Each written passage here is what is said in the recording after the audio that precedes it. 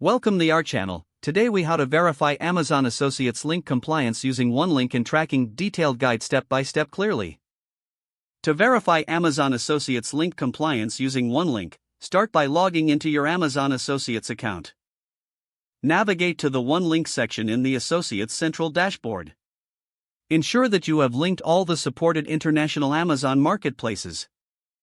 If you haven't done so, follow the prompts to connect your Amazon Associates account to OneLink.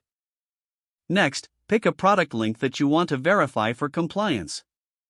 Copy the link from your Amazon Associates dashboard. Open a new tab and paste the link into the browser. Check the URL structure to ensure it includes your associate ID. Once you have the link, visit the OneLink troubleshooting tool available on the Amazon Associates page. Paste your product link into the tool and click Submit. The tool will analyze the link for compliance with Amazon's policies.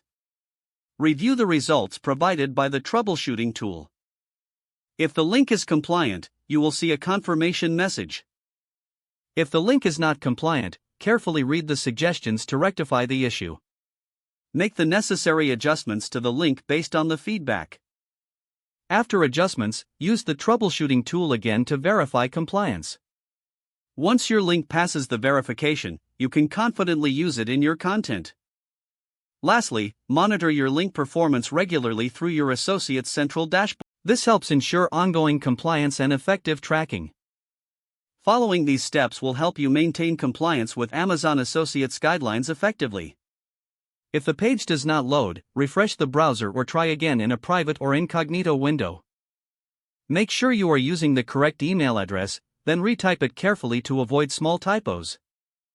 If your password is not accepted, use the reset option and create a new strong password you can remember. Check your spam folder for verification or security emails, then complete any requested confirmation steps.